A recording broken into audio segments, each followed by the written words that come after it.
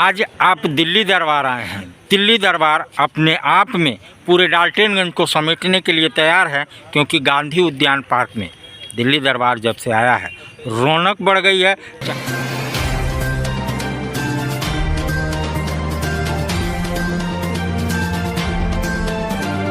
पापा एक जो कहते हैं कि उनकी लेखनी जो है वो सिर्फ आशिकी और माशूकी पर नहीं थी।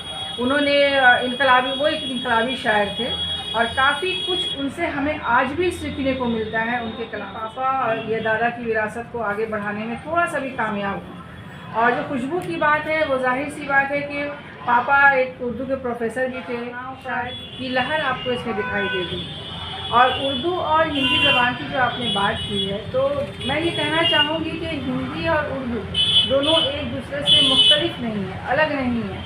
हाँ, ये अलग बात है कि हम उसको एक अलग नज़रिए से देखते हैं, लेकिन हिंदी या उर्दू मेरी रचनाएं जो हैं बहुत ही सरल भाषा में हैं, जो एक आम पाठकों के दिलों तक पहुँचने की मैंने कोशिश की है कि वहाँ तक मेरी बात को पढ़ना चाहेंगे, रचनाओं को पढ़ना चाहेंगे, उनकी नज़मों को पढ़ना चाहेंगे, तो उनमें वो अगर पाठक वर्ग मेरा इतना अल्हम्दुलिल्लाह अच्छा है कि वो समझेगा कि मैंने किस भावनाओं में इस बात को। जाहिर सी बात है, जब गई हूँ तो अपने जैसा माहौल तो कहीं नहीं मिलता, तो कोशिश ये रही कि लोगों को अपने विचारों में ढाल पाऊँ, विचारों में नहीं कि अपने से ढाल पाऊँ, बदल पाऊँ, अपनी बातें उन तक पहुँचा पाऊँ। तो कुछ लंबा वक्त तो ज़रूर लगा, लेकिन मेहनत की तरह होती हैं जो अपने बच्चे को, सभी जो जितने भी बच्चे हैं सब अपने प्यारे होते हैं। ये भी उनमें से कुछ एक नज़्म मैं आपके सामने रखना चाहती हूँ। पहला, जिसका उन्वान है पहेली। पहेली जी। ये दुनिया भी अजीब है, इस अजीब दुनिया के अजीबो गरीब शबो रोज़ में हमारी ज़िंदगी में नए नए रंग दिखाती है। कच्चे धागे के पक्के रंग, पक्के धागे के कच्चे रंग। वाह वाह। कुछ भी मुकम्मल नहीं है, कुछ भी मुकम्मल नहीं है। जी जी। है।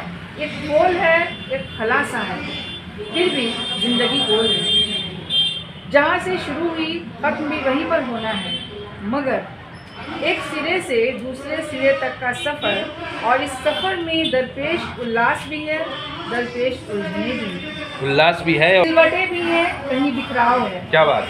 सिमट से जाती है ज़िंदगी शर्माई सी, सकुचाई सी, अनकही अनसुलझी पहेली सी। कौन, कब, कहाँ, सारे सवाल ही तो हैं। जिंदगी को मिलाती, गले लगाती एक इंसान।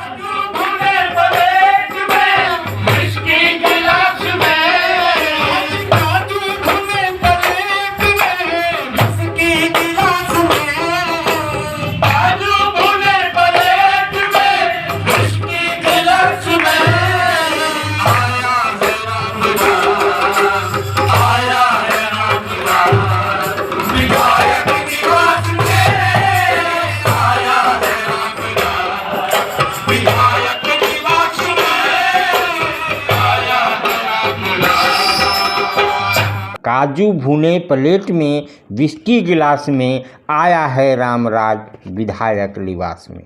जी हाँ, मैं बात कर रहा हूँ महान कवि अदम गोंडवी की। अदम गोंडवी गोंडा उत्तर प्रदेश में जन्मे एक भारतीय कवि थे। इन्होंने हिंदी कविता लिखी जो हाशिए की जातियों, दलितों, गरीब वर्गों की दुर्दशा को उजागर करती है। गोंडवी की कविता सामाजिक टिप्पणी के लिए जानी जाती थी, जो भ्रष्ट राजनेताओं और प्रकृति क्रांतिकारी विचारों को प्रगति घृणा करती थी। इनकी एक कविता थी, मैं चमारों की गली तक ले चलूँगा आपको, जो काफ़ी प्रचलित था। तो आज कवि अदम गोंडवी जयंती समारोह मेदिनीनगर में प्रगतिशील लेखक संघ अड़िट्टा के तत्वाधान में मनाया जा रहा है। वहीं एक पुस्तक का विमोचन भी हुआ।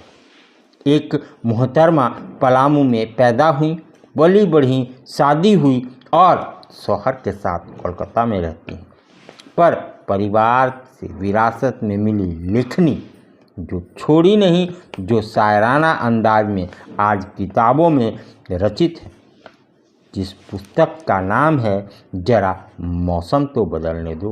जी हाँ, तो जो पलामू की बेटी रौनक अफरोज़ ने विरासत में मिली अपने लफ्ज़ों को लेखनी कर कागज़ पर उतार दिया, जो हम सब के सामने जरा मौसम तो बदलने दो का विमोचन हुआ। जरा मौसम बदलने दो, एक पुस्तक आपने लिखी है, थोड़ा इसके बारे में हमें बताइए। नमस्कार, आदाब। किताब जो है ये नज़मों का मजमूआ है, कविता संग्रह है, और इसमें आपको हर तरह की जो रचनाओं की फ्लेवर होती है, जो एक टॉपिक होता है, वो मैंने इसमें उकेरने की कोशिश की है। मैंने अपनी तरफ से ये कोशिश की है कि मैं हर उस ज्वलंत मुद्दे को भी यहाँ पर लाऊं, ताकि मेरी बातें जो हैं पाठकों के ज़रिए होते हुए मंजर आम तक पहुँचें। इसकी शिक्षा दीक्षा कहाँ से मिली? क्योंकि पुस्तक लिखना आज पहाड़ तोड़ने के बराबर है। इन सब चीज़ों में आज के जो हमारी युवा हैं वो रुचि नहीं है। हमारी शिक्षा दीक्षा इसी शहर में हुई है। मैं डाल्टनगंज की बेटी हूँ। मेरे पापा डॉक्टर शोएब राही और भाई नुसरत नवाज़। और जो लिखने की बातें आप कर रहे हैं वो समझिए एक तरह से हमें खून में विरासत में मिली है, और रुचि तो शुरू से रही हमें। और ये ज़रूर है कि अपनी बातों को कहने का जो सबसे अच्छा माध्यम होता है वो है कलमबंद करके आप उसको किताब की शक्ल में लाएं, आप उसको पत्र पत्रिकाएँ में छुपाएं, तो इस तरह से आपकी बातें जो हैं वो लोगों तक ज़रूर पहुंचती हैं। तो मेरी कोशिश भी यही रही और आगे भी रहेगी कि मैं अपने कलाम के ज़रिए आप सबको कुछ दे सकूं, जिसको आप पढ़ करके समझें और मुझे सराहें। पलामू की बेटी हैं तो पलामू के लफ्ज़ इसमें ज़रूर होंगी, क्योंकि खुशनुमा यादें होंगी। थोड़ा सा उससे चर्चा करें। हाँ बिल्कुल, पलामू की बेटी हूँ, मुझे फ़ख्र है पलामू की बेटी होने पर। और खुशनुमा यादें, सबसे जो खूबसूरत याद है वो तो हमारा मायका ही है। मैं अपने इस किताब को मैंने इंतखाब किया है अपने पापा और मम्मी के नाम। पापा का ही एक शेर है जो हमारी ज़िंदगी पे भी फिट बैठता है कि राही तमाम उम्र इसी दश्त में कटी, राही तमाम उम्र इसी दश्त में कटी, ये शायरी है जिसका हासिल मेरे लिए। तो समझिए ये शायरी जो है वो हमारे खून में है, तो उसको अपने ढंग से पापा के नाम को आगे बढ़ाने की कोशिश की है। अपनी बैकग्राउंड, जो हमारा फैमिली बैकग्राउंड है, जो चीज़ें हमारे जहन में चलती हैं, उसको मंजर आम पे लाने की कोशिश की है। और पलामू से चूँकि जुड़ी हुई हूँ तो एक छोटी सी कविता देख लीजिए।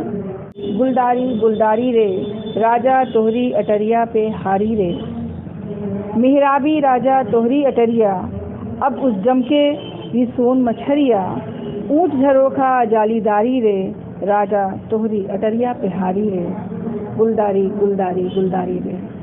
तो मत आपने पूरा बिहार झारखंड यानी पिछले बिहार का वर्णन कर दिया। क्या कहना चाहती हैं अपनी जैसी बेटियों को जो आज कला, संस्कृति और हमारे जो पुरानी प्रथा है उससे भाग रही हैं, वेस्टर्न कल्चर में जा रही हैं? आज आप उसी जो पुरानी प्रथा है उससे कर दिया।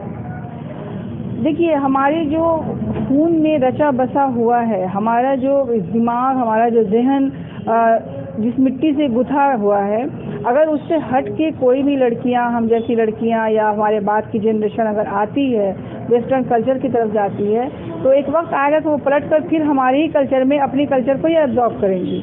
मैं उनसे ये कहना चाहती हूँ कि आप आगे बढ़िए, आप दुनिया के साथ कदम मिलाकर चलिए, लेकिन अपने पैर को अपनी ज़मीन से मजबूती से जोड़े रखिए, क्योंकि अगर आप ज़मीन से जुड़ी रहेंगी तो आपके कदम लड़खड़ाएंगे नहीं। आप एक हर सतह पर जो है, चाहे वो नुकीली राहें हों, कटीली झाड़ियाँ हों, पत्थर हो या समतल राहें हों, आप अपने पैर मजबूती से जमा के कदम पर कदम आगे बढ़ते चले जाएंगे। एक आखिरी सवाल, इन युवाओं को क्या कहेंगी जो साहित्य से और साहित्य के लेखनी से दूर भागते जा रहे हैं? उन युवाओं को मेरा सिर्फ एक ही संदेश है। हालांकि अगर ये जो कहना कि आज के युवा जो है, युवा पीढ़ी से इन सब चीज़ों से दूर भाग रही है, मुझे नहीं लग रहा है। मैं अपने आसपास जब देखती हूँ तो बहुत से ऐसे युवा वर्ग मुझे दिखते हैं, वो लोग जो अभी भी अपनी संस्कृति को, अपनी कला को, अपने साहित्य को बचाने में लगे हुए, युवा वर्ग की मैं बात कर रही हूँ। जो लोग इससे हट रहे हैं वो कहीं ना कहीं या तो पैसे की मजबूरी से हट रहे हैं कि उनको अर्निंग की ज़रूरत है। तो मैं कहूँ, मैं सिर्फ एक सेंटेंस कहना चाहती हूँ जो मैं अपने बच्चों को भी कहती हूँ, यहाँ तमाम दर्शक से भी कहना चाहती हूँ कि लिखने का माध्यम चाहे वो कविता की शक्ल में हो, गज़ल की शक्ल में हो, प्रोज यानी नस्र में हो, या आप गद्य या पद जिसमें भी लिखें, लेकिन अपने विचारों को, अपनी सोच को कलमबद्ध ज़रूर करें, पेपर और पेन लेकर रहें, ताकि आप जो अभी के वक्त में सोच रहे हैं कल को वो आपकी सोच बदलती है। जब आप पन्नों को पलटकर देखेंगे तो आप पाएंगे कि आपकी सोच में गिरावट आई है, या आपकी सोच वही बरकरार है, या आपकी सोच के से ऊपर उठ चुकी है।